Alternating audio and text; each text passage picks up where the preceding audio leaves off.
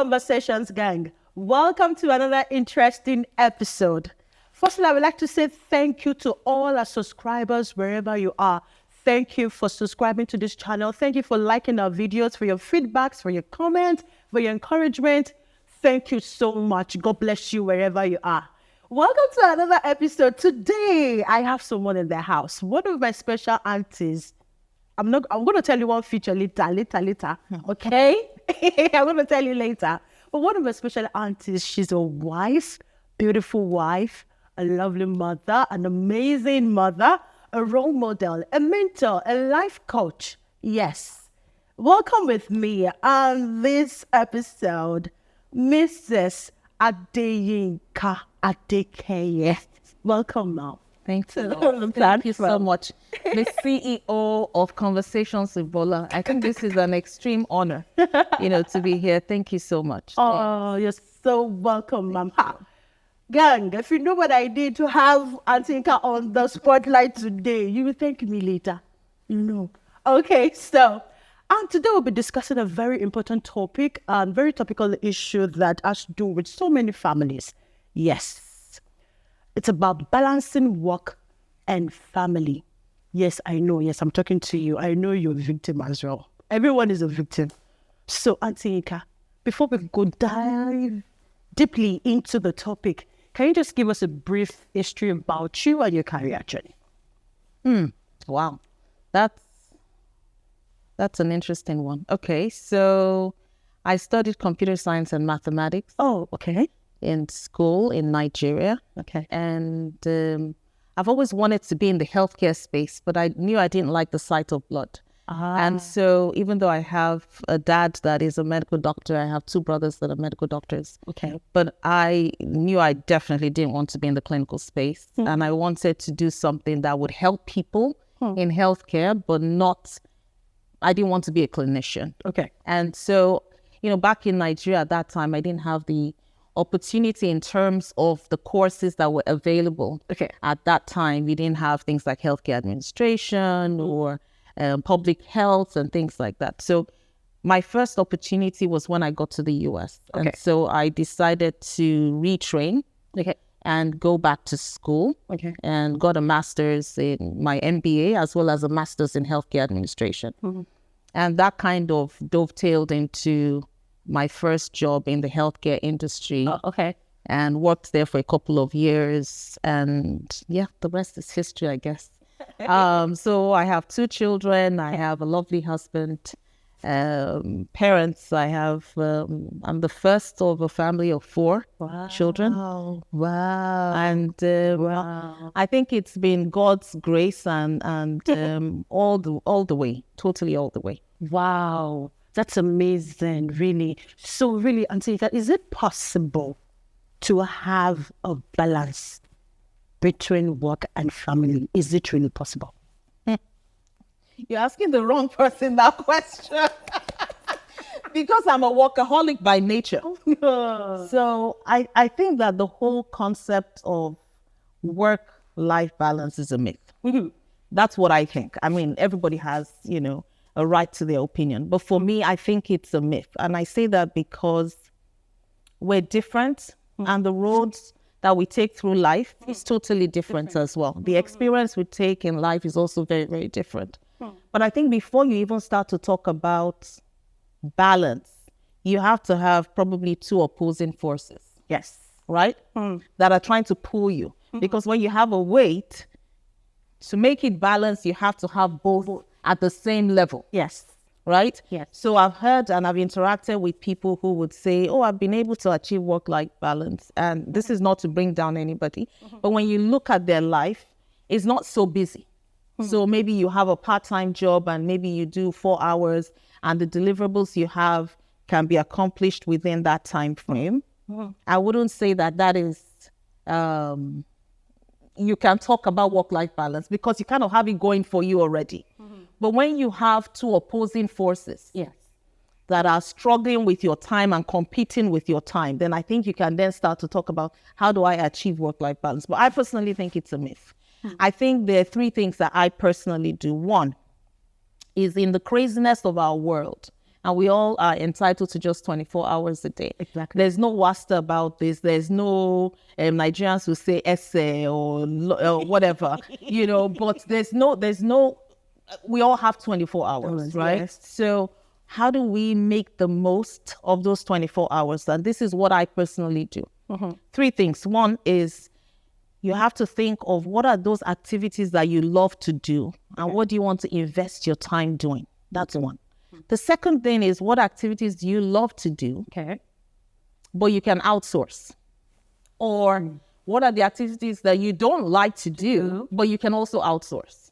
Right? Okay. And then the third thing would be what are those activities that you don't like to do and you want to stay away from? Okay. Okay. Okay. So that's how I do it. I have not been able to achieve work-life balance. I think it's a myth, but I think those are the 3 principles I go by. So if, for example, I love to play tennis. I don't play tennis, guys, so don't think I do. But if I love to play tennis, or I love to swim with my children, or go on dinner dates with my husband, I'll try to focus as much as possible on those things that make me happy and can bring a sense of satisfaction and happiness. Because I think that's the mental state. And we talk about mental health these days. Yes.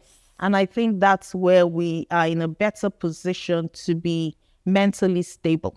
Okay. Now, you could have, and I hear women, I think I've been there when I had younger children at some point, but I quickly got out of it in the Western world, because as a minority in the Western world, you have to be wise. Right. And that is, things you want to do as a woman. I want to make sure my children eat home cooked meals every day and all of that. Yeah. Maybe you have to forget about that. Either you get a cook that can help you do that, or you order from somewhere, for dinner. So you're outsourcing that so that you can have more time to spend on the things that you love to do. So it could be I'm outsourcing getting dinner or dinner delivered at my house so I can spend more time on the table eating dinner with my family. So that's the outsourcing aspect. Or you stay away from the third party, staying away from activities that don't benefit you and drain you. And it could be people. It could be people that don't celebrate you. It could be people that you don't trust. It could be people that they don't engage in your vision that you have for yourself. You want to stay away from those people. So for me, those are the 3 things I look at. What are the things I want to spend time on? What are the things I want to outsource? And lastly, what are the things I want to stay away from? Really, that's a very insightful one. Now, I want to take it to like a practical sense of it right now. For a workaholic like you, like a woman that has a lot of things on her table to do at work. And for let's say she's holding a very important position in the office, in the organization, and she has deliverables to submit or to do. And also she has a family to give back to, for example, their husbands. Now, how would she balance? Now, I want you to not go life experience right now. So how have you been able to balance it in the family with work and Mr. ADEKEYE? So if you ask Mr. ADEKEYE, he will tell you, and he actually said this, he said this many, many times. He will tell you that Yinka comes home, right, and does not have time for me, basically. Okay, but I do have time. I try to set time aside. And I think it's important to be able to nourish one's relationship as much as possible. Sure. But I think that you have to understand what brings you zen. So what brings you calmness? What brings you joy? Okay, so for example, if I talk about, the question you just asked, this is a personal thing for me. Yes. If I'm coming from work, I have to kind of decompress somehow before I start to deal with my family members. So I have to kind of shake off some things somehow. It could be that I'm watching a comedy. I go come home and just watch a comedy. Or I could stay in the car and listen to good music before I come in. There has to be something that can help me shed that stress and detangle myself from that stress mode. And then I can be a better person when I come in the house. So I try to do that. Because if I don't do that, I can't, it's just going to be, they will see the ugly side of me, when I come in. So it's so important to do that. Wow. So now the question I want to ask is, That's for you. Now, you represented the women. Now, for the men, is it the same strategy they adopt to as well to douse the stress and to balance it within the family, the wife and the children as well? I think that it's a bit different for men. Okay. And I can give you an example. And it's not like, of course, men are supposedly the providers, right? And they're meant to do that.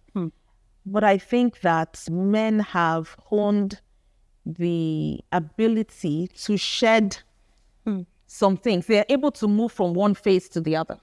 So what do I mean by that? I'll give you an example. When I was in grad school in Houston, I always tell people that my first hour of class was like a blur. Because my mind is still thinking of, the children, because the children were still very young. Of course, they're home with my husband. My husband is taking care of them. But at the same time, my mind is still like all over the place. I believe if our roles were reversed, my husband and I, if he gets to class, halas, he's ready to face class. He's ready to focus.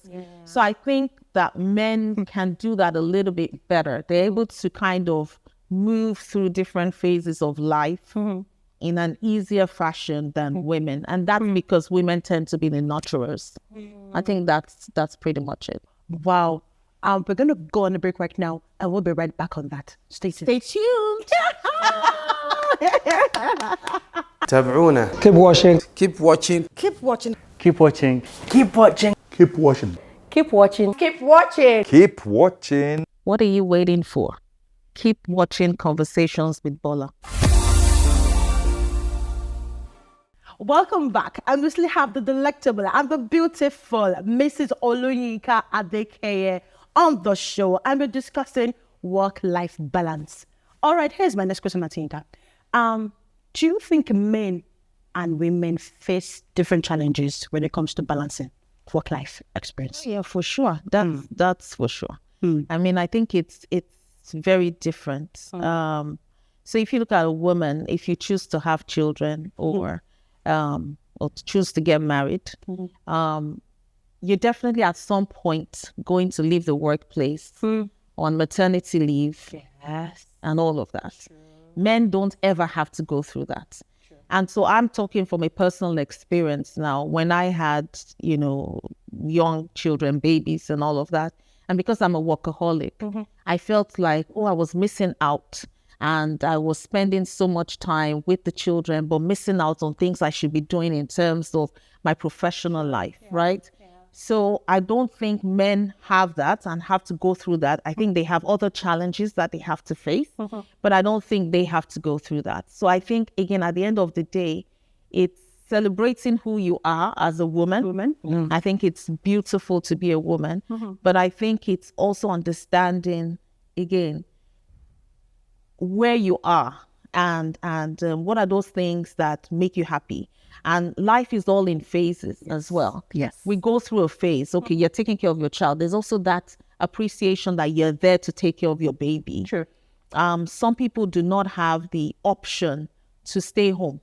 I say that because I know of people who both parties have to work, because at the end of the day, the household is an economy, right? Sure. And so to make things work, you have to, there's the financial aspect of it. Sure. And some people do not have the option to stay home, and particularly in the Western world. And I have, seen young babies 1 week, 2 weeks old being dropped off, at the daycare. And you're like, I don't really like that.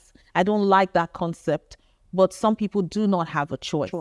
And so I think it's also thinking back and saying, I need to lock myself into this mode of gratitude. So for me as a person, the fact that I had the opportunity to stay home during, maternity leaves and things like that was a blessing. And so I had to change my way of thinking. So not only, yes, I'm missing out on the workforce, my male counterparts are moving ahead, or my female counterparts that don't have children are moving ahead, but saying I am grateful that I have the opportunity to stay home with my children without thinking of, I have to go to work because, my husband was also another supporting party in the So that means it's good to have a very supportive partner that understand the individual involved. Absolutely. Absolutely. I think that is so important. Wow. Wow. Amazing, really. So let's bring it down to different phases in marriage. The newlyweds, the older couples, and the oldest couples, really. So now balancing career and life tends to have different impact on these phases. So how would you address this to all the people, all our viewers that are going through this particular phase in their lives? So the oldest level, I still consider myself as very young, so I haven't reached that category yet. And I don't want to anytime soon. But I think, like I said earlier, I mean, life is in phases, right? So for a newlywed, there are different challenges when it comes to the work-life balance. You have younger children. The woman would probably feel a lot more, how would I put it, commitment more in terms of, or more guilty in terms of leaving the children and going to work. So I think that's that phase. But I think that it's also important to look for a support structure. A network that kind of supports you, right? Because you have, I'll talk as a minority in the Western world where I still had, very young children at the time. And both my children were born there as well. If I compare myself with, if I have a busy job and I compare myself with somebody who is a native of that country and maybe has their parents, a stone throw away from home, and maybe on the way to work, she just drops her children off at her parents' house and goes to work and comes back to pick them, or even better still, the parents drop the children back home. I can't compare myself with her. So I may be looking at her and say, wow, she's able to handle all of the work life and balance it and all that together. But she has a support structure, which I may not have. True. So I have to think of, as a young couple, what works for us. Yes. What we can afford, because there's a lot that has to do with the money aspect as well. What can we afford? What can we outsource? Back to my outsourcing. What can we outsource? What are some of those things that you don't have to come home and cook every day? True. I love to cook, but you don't have to come home and cook every day. You can outsource that to somebody else to help you. Exactly. You also need a supportive partner. Yes. Because I think gone are the days where we say men do this and women do that. Because if you don't have that, particularly in the Western world, you're just going to die before your time. Because you have, there could be, if a man says that, I can't change baby diapers, and you have to wait until the woman gets back. That baby will have diaper rash, and there will be war in the house. Exactly. So you have to have a man and a woman that are working together to achieve this collective goal. And sometimes we think the art of having fun has to be associated with a lot of money. Not necessarily. True. You're going to the park and you're sitting down and having cookies or anything you can afford. Doesn't cost a lot, but you have to be deliberate about it. Exactly. And I think that's for the younger couples. Yeah. I think as you get to when your children are teenagers and all of that, the challenges are different. Because at that point, the children have more awareness.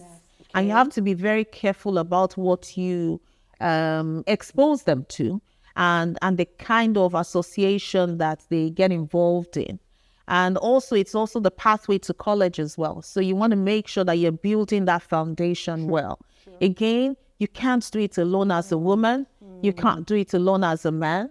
You have to have that partnership to be able to achieve what you want to achieve.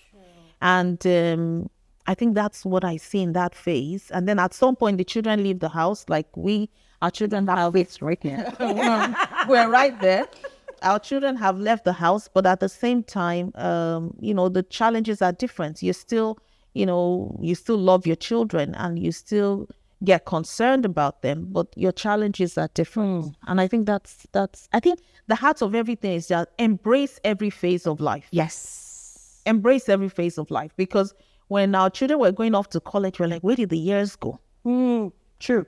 So you have to embrace every phase of life, and you have to be in a constant state of gratitude. Because if you don't pull yourself into this state of gratitude, you get to a point where you're depressed, you're despondent, you think you haven't achieved anything. And the other thing I also say is social media is great. I love, that's why we're doing conversations with Omoboladi. So those are great stuff. And there are a lot of benefits in terms of social media. But I think people also, it could be negative, and this is how I look at it. When you use another person's yardstick to determine whether you're successful or not. So you look at someone and say that, oh, wow, this person is doing all these great things, but I'm not doing anything, because you see this life on social media, which is not, doesn't give you the true picture of everything. Exactly. Then you put yourself in a place where you're depressed, you're despondent, you feel unsatisfied and all of that. So I think contentment and gratitude are those two things that you constantly have to remind yourself about. And sometimes it's very hard for people that are workaholics and hard for people that are perfectionists, which I think I am. So, I tend to, it's still not okay, it's still not okay. But you have to remind yourself constantly that you've done well. And God has given you the grace to be able to get to this place. And I think that's what I generally... Contentment and gratitude. Always remember that. But I think for single parents, because you talked about having the supportive partners beside or behind you. But what about single parents that they don't have anyone to help them out? What would you advise them to do? I think that I have friends that are single parents, and I think that it's still possible to build a support structure. It's either you have a very good friend, a good family member, or you pay for help, right? So I have people who, I think it's very difficult to handle it on your own. And it depends on what part of the world you find yourself. Because if you're in the Western world, things are more expensive. Anything that comes to, providing services and all of that tends to be more expensive. But if you're in places like Abu Dhabi or the UAE, it's probably less expensive to get that help and pay for help. So I think it's difficult, but it's not impossible. I think you just need to find the people that add value to you and think of ways to also, again, outsource. The outsourcing, I can't even that is just something you have to do. You have to do it. I think it was Oprah Winfrey that said once some years ago, I was watching her show, and she said, I pay people for things I don't want to do so I can focus on things that I want to do. Right? It's so important. And that's the outsourcing. Yes, I don't have Oprah Winfrey's kind of money, but at the end of the day, what can you outsource that is at your level that you feel comfortable with doing? I think that's the outsourcing, contentment, gratitude are the key words of balancing life and work or career life. Okay, so my final questions to the delectable Hatinka in the house. What advice do you have for everyone watching us right now? What advice do you have for them? What advice do I have? I think the main thing is do not compare yourself to others. Don't do it. It's not good for the soul. It's not good for the spirit. It's not good for the mind. Do not compare yourself to others. Everybody has a different journey in life. And everybody has factors that work against them and work for them. And we all just have to understand who we are and tap into those factors that support us, that encourage us, that propel us to a different height. I think if you compare yourself to others, I think that's the number one recipe for failure. So look at who you are as a person and just embrace it and think of what brings you joy and happiness as a person and try to replicate that as many times as possible. That's the number one thing. And that's what I think we all should do in life. And the gratitude and contentment is so important. It's so important. There's no way that you can feel happy or have a sense of happiness or joy if you're not content. Because you always be better than me in something, Bola. Exactly. Right? Exactly. And there's no way you'll be better than me in some things, I'll be better than you in some things. But if I'm just going to focus on only the things that you're better than me, oh, I wish I could be like Bola, oh, I wish I could be like Bola in this way, I will never be happy. Never. That's it. Now I can look at you as a person and say, oh, I like how Bola manages this, and see how I can learn to do it to some degree. But I cannot be envious of you, and I cannot say, oh, I'm not going to be happy because I'm not Bola. That's true. And Bola would always be better than me in some things, and I will be better than Bola in something. True. And that contentment and gratitude is just what we need to find that balance. So there's nothing like work-life balance. It's a myth. Let's just get that. It's a myth. But we need to, contentment, gratitude is what we need to be able to. So that's right. This has been so insightful. Really, you can agree with me. Thank you so much, Mrs. YINKA ADEKEYE, for coming on the show. Thank you for sharing having your me. life experiences with us. We're so grateful. I'm honored to have you. Thank you for having me. And so lovely being part of this show. Thank you. Thank you, Mom. Thank you so much. Conversations gang. Today, remember, work-life balance is a myth. Be who you are, believe in yourself, be contented, and be grateful to God for whatever you have. And for whatever situation you are in, always say thank you to God Almighty. And this will be the end of today's episode. Okay, don't forget to subscribe, share, subscribe, like, comment, send your feedback. We're waiting to hear from you. And if you need more information, just send an email to conversationswithomo@gmail.com. conversationswithomo@gmail.com. Thank you, and see you next. Bye. Bye. Keep watching Conversations with Omobola. Keep watching Conversations with Omobola. What are you waiting for? Keep watching Conversations with Bola. Do it right now.